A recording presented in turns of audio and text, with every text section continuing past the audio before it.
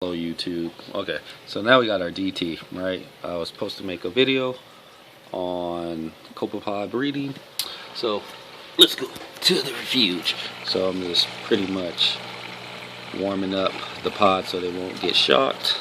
Got my little pump. It's a 10-gallon pump, right? Got my bottle. Already put the DT in there. Put a piece of Chaeto in there, not too much. I don't know if that's enough DT, but we'll let it get room temperature. You obviously really don't need a light, but I might keep it around the light. Got me a Whisper 10 just for flow. Hold on. Oh. Alright, so have tubing here.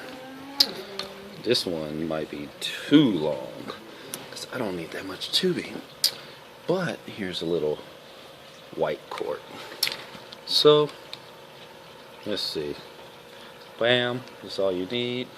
And sometimes you do have to warm the tubing up so it will fit. Let's see. You know, just soak it in hot water so it can expand. And bam, you put it in. But first, you see this top has no hole in there. So when you do put it in, you put a hole through. Bam. So I'm going to show you that because, you know, most people just don't know. So pretty much I stab it to death with a screwdriver. I twist around. I do this on carpet or somewhere that won't damage. And these twist it around, take it off. So now you see the tubing's excellent. So let's see if we can get that in the light. So you have your tube.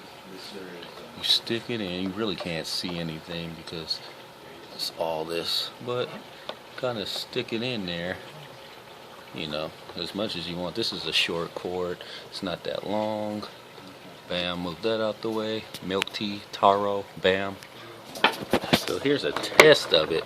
So I'm trying to test it out because what you don't want is for it to explode, because then you'll get too much. But this is a 10-gallon, so it's not that bad. It's not that much airflow going in there, but see, and this is twisting. So there, you have it to a point. See that? Where's bubbling a little bit, so they get some friction and all that. So now I still have my pods in the refugium warming up to that temperature. So, because I just got it out the, what's it called, the refrigerator, so they're pretty cold. So I'm just warming it up a little bit so they won't get shocked.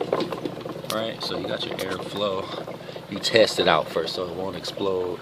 You feel like, okay, this is cool. They still get air. My hole is pretty big, so there is air coming out so they can breathe also. And plus the bottle won't explode on you in the middle of the night, because you don't want a bottle to explode in the middle of the night, especially when you put heat to it, or if you do use light. Not necessary, but if you choose to, especially if you have like a macroalgae in there, you might need a little light so it won't die and spike the water. And plus this will keep it a little healthy for if it produces nitrites and all that. Most people don't put out microalgae in there, which is probably a little stupid. Some people put live rock. I'm not about to do that, but I will put Chaeto because I have so much of it, and I have another tank full of it, so that's good. So let's warm the water, put the pods in. Oh baby. So I opened it up. This is what you do, guys. Don't mess up. And then squeeze.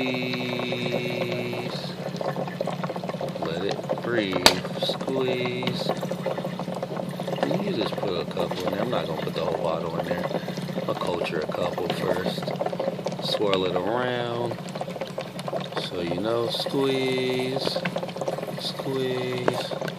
Squeeze. I don't want to put too much because I have to also put these pods in another area. But for now, I put them in there. Close back the top. Excellent. Looks like the Slimer juice. back in the high C days. But yeah, that's pretty much all you do. My water's 0.21 or 2, dang near. Excellent, right? Got your water.